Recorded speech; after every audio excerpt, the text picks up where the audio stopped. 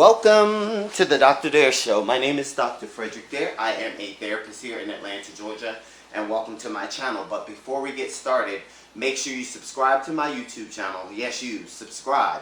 Like this video, share it, and click the little bell at the bottom of the screen so that you will get updates of when I upload new content.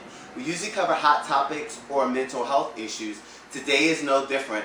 Today I'm sharing my personal experience of why I decided to get the COVID-19 vaccine. Yes. So about 2 weeks ago, I received an email from my supervisor at the private practice that I work for. And the email was in regards to the COVID-19 vaccine and my eligibility as a therapist, because I am currently seeing clients via telehealth and in person in the office.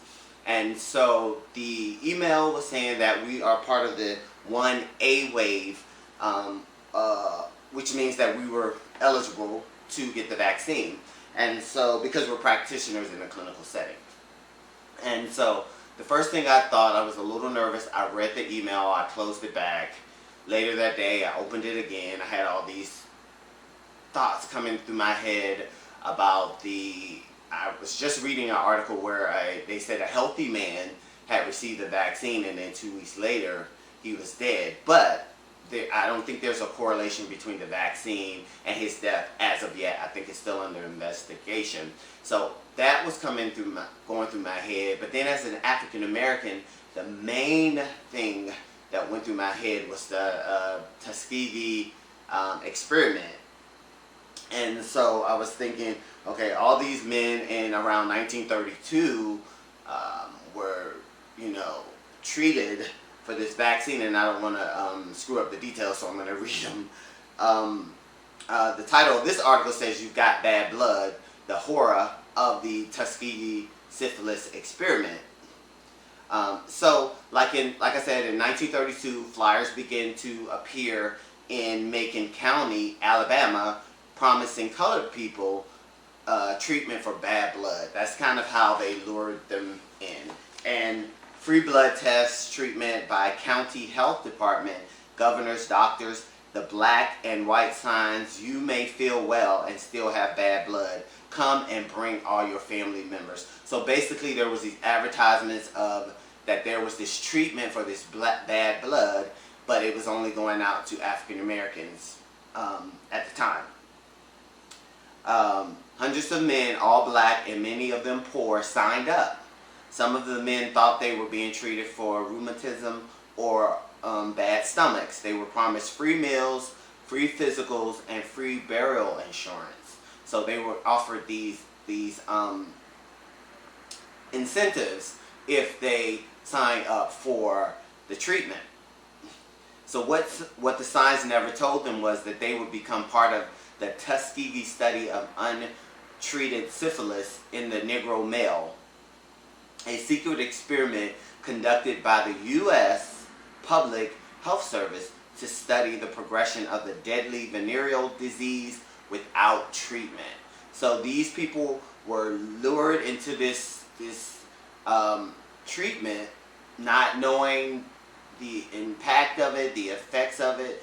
It's kind of like what the COVID-19 vaccine looks like.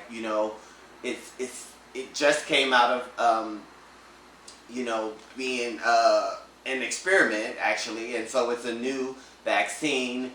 They're still studying it, so I'm thinking, oh my gosh, all of this stuff, these negative comments. The first thing I'm thinking about is this study, and I don't want to be a guinea pig, and so I was a little nervous about that. And so let me give you a little bit more details, and then I'll get back onto my journey of why I decided to get the vaccine. And so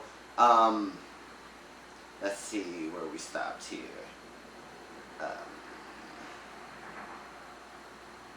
So the study recruited 600 black men, which 399 were diagnosed with syphilis, and 201 were a control group without the disease. The researchers never obtained informed consent, which means they never told the participants about the study, what they were getting into. So the African American men at the time didn't have any information on this what they were actually being treated for, basically, and they didn't sign or give permission to be a part of the study. And that's the difference of today. We as African Americans, we can make that decision whether to to take this vaccine or not. And I'll get on that a little later. The researchers never obtained informed consent from the men and never told the men with syphilis that they were not being treated, but they were simply being watched until they died and their bodies examined for ravages of disease. One of the participants, Charles Pollard, one of the last survivors, recalled that he heard that men were receiving free physicals at a local one-room schoolhouse, according to James H. Jones, the guy who wrote The Bad Blood, the Tuskegee Experiment, and all this information is coming from this. So I went over and they told me I had bad blood. Pollard remembered, and that's what they've been telling me ever since. So that was the gist of the Tuskegee Experiment. So now all my Caucasian friends or the Caucasian people or other races out there that are listening, this is why African Americans are so afraid of trusting any type of vaccine. Same here. But I did research, I did a video, I looked at, the progress of the vaccine. I kind of understood what it was about. I did my own research. I realized that they're not going to inject the actual dead virus of the coronavirus into you, but just something that will actually capture the COVID-19 virus if you get it and help your immune system be able to fight it off, basically, in layman's terms. Don't quote me on all of that stuff, but that's the gist of what I got out of it. So I did that little research, but the first thing I'm like all black people do or all church people do is let me pray to God, let me, pray about this. God give me a sign, help me make this decision. I'm always constantly praying for wisdom because I don't like to make decisions for myself. So I prayed about that. I think one sign that I received was I was talking to my dental hygienist when she was cleaning my teeth, and I asked her about the vaccine, and she said she was going to get it that Tuesday. And that was my little sign. I was like, okay, that's one little sign I got. And then the dentist actually came in who had received the vaccine before that. But then I like to give out shout outs to 3 African American males that are on my page, that are healthcare workers that actually posted their videos on the page. Another sign that gave me the courage that, this is okay. And then I wanted to do it for my family and my friends who are watching and who may be afraid. Just if I get it and it, I have no guarantees. I'm on my 7th day of having the vaccine. I had no symptoms. My arm was a little sore at the injection site. But let me carry you back through the whole journey. So I answered the email. I went on. I registered for the vaccine. And then they sent it back. I had to have my license number as a therapist and insurance information. I sent all of that. I registered, and then on the day of the event, when you get the injection, you take all that information with you. And so, that whole week, I was nervous, praying, asking for signs, and the Lord just kind of calmed me down. I was fine. I didn't think about it anymore. And then on Saturday at 8:30, I drove to the location. Still a little nervous. I couldn't actually find the road to get to the location. And then all of a sudden I saw this clear sign. It's like, here, go here. I went there, lined up, parked. Started noticing that a bunch of people were starting to arrive, for this, for the vaccine. I saw a African American female, another African American male, an older Caucasian woman. But what I noticed was that there were a lot of Caucasian people. They seemed to be a little wealthy. They seemed to, but everybody was flocking to get in line for this vaccine. I was number 4 in the line, and it was very cold last Saturday here in Atlanta, and we were at the location outside because you had to stand outside for it, and then I think I was out there for like a good 30 minutes before one of the healthcare workers came out and stated, she had her little checklist with all the names of the participants who were going to get this vaccine. And so she calls off the first person's name, calls off the second person's name, calls off the third person, and then calls off my name, checks it off, hands me this little green band to put on my arm to let people know that I have been checked off, that I have been scheduled for this appointment. So I'm nervous, and I'm looking around. I'm talking to the African American female that's in front of me. She's saying she's nervous. She's talking about, she prayed about it, and it's in God's hands. That's all we can do. And we were kind of giving each other these pep talks, and just talking. And the African American male that was like two people in front of me kind of we were just all kind of talking and reassuring each other that this is okay. And so, about 9:30, the line started moving, so we had to walk this line to the registration table. Just seemed like miles and miles, but we were walking, and then I get to the table. Well, the guy says, you can go to table 1 because your last name ends in a B. And so I walk there. The lady asked for my identification. She asked for my license number from me being a therapist. I give her all of that information. She checks that off. She says she's ready to go. Go into the other room.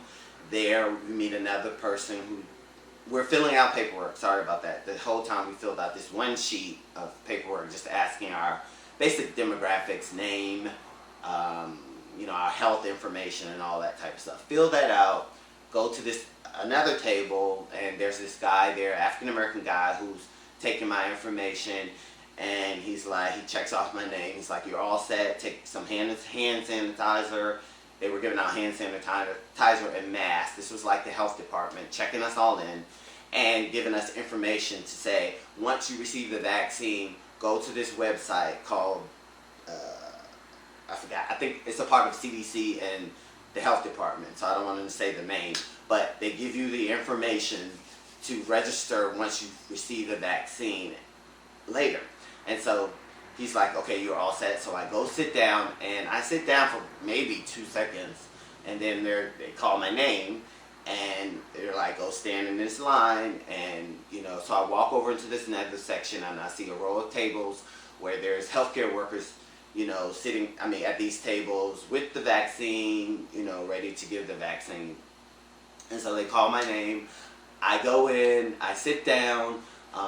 The lady is a really nice Caucasian lady. And she's like, you ready? And I'm like, I'm ready. And you will see the video where I actually get the vaccine. And so, if it loads. If it doesn't load, if it's not there, then it didn't load. And I'll share it on my page. And so I get the shot, I roll up my sleeve, she checks me, It's like a flu shot. Oh my gosh, like what did I just do? So after I leave there, there's these red lines. There's this lady yelling me to come this way, so I walk, I follow her direction, and I go to this room where you have to sit for 15 minutes so that you can be monitored after you receive the vaccine. So I sit there. I actually put the timer on my phone for 15 minutes, and I sit there. The African American woman and the African American male comes and sits near me. We're all social distance, and then the older Caucasian lady comes and sits with us as well, and we sit there. We're just waiting. We're going through our phones. We're asking each other how do we feel and all of that stuff. At first I thought I felt a little weird, but I think it was just my mind playing some tricks on me. And so while I'm sitting there, I'm registering for this website for the CDC and the health department, saying I just got the Pfizer vaccine, and I registered that. They give you a little vaccine card too once you get vaccinated. I forgot about that. They give you the little vaccine card, just like your record. Remember when you were a kid and you had your vaccine card? Same thing. And they give you that, and they actually put your because there's 2 doses, they actually put the other date when you need to come back for the second dose. And so I'm sitting there watching the time. That was the longest 15 minutes. I'm thinking, like, is something get ready to happen to me? You know, you have those thoughts, those ruminating thoughts in your head. You're still a little anxious, still like, oh my God, what did I just do? And so then, ding, ding, ding, my phone rings. I get up and I proceed to the door with the other, because we're all, at this point, we're staying in this little group that we have formed, support group kind of outside. And we walk to our cars and we're like, okay, we say goodbye, and then that was it. The next day, later that day, my arm was really sore. It was a little more sore than the flu shot at the injection site. But I think it was because I went and worked out right afterwards. I was lifting weights with the arm, which I probably shouldn't have, and it made it really, really sore. But the next day it was gone. I didn't feel, and then later that day, the CDC and the health department reached out to me via text and checked on me to see if I had any fevers, chills, any symptoms from the vaccine. Of course I didn't. And they continued to check on me every day. Even, I'll probably get one today, but today is I did it last Saturday, so yeah. So it's like 7 or 8 days in. And I'm feeling fine. I get the second dosage on January 30th. I will post a second video to this one to let you know how that goes. But all in all, I've been working out. I've been really feeling good. I haven't had any symptoms. I'm still wearing my mask. I'm still hand sanitizing, being safe, staying 6 feet away from people. Still doing all of those things. I'm not going out to just because I have the vaccine. Still maintaining my COVID guidelines that were established by CDC and healthcare. So that was my little journey. Yes, there was fear. There's still fear. I still don't know what the outcome of the vaccine is, but I did want to do it. And one thing I did want to say, a main reason why I did it, I've known 3 African American males who died from COVID-19. I've known them personally, and they would probably jump at the opportunity to be alive today and take this vaccine if they gave them a chance. And for all the people that are out there, you know, that have died, all the families that have been impacted by this because their loved ones have died, I just thought of them, and I'm like, you know, I kind of have to do this to let my family know that it's okay, and let my friends who follow my page know that it's okay. I'm not promoting the vaccine. Nobody's paid me for that. I just wanted to share my experience as an African American male. So, like I said, I will follow up with this video with the second one once I get the second dosage, which is January 30th, and I will let you know how that goes. If you have any questions, I probably will be doing a Facebook Live next Friday for all questions on my the Dr. Dare Show Facebook page and YouTube page, this page right here. And you can ask me more questions on the vaccine. But until then, thank you. Continue to social distance, wear your mask, be safe. Consider others. I know here in Atlanta the hospitals are full with COVID patients, so it's a little scary. So stay safe, wear your mask, keep away from people, and you know, be mindful, stay mindful, keep a positive mind. And also check out all my other videos, subscribe, don't forget to subscribe. Share this video, please, this is important. Share it to everyone that is considering the vaccine. You know, people that, you know, are over 65, share this with them.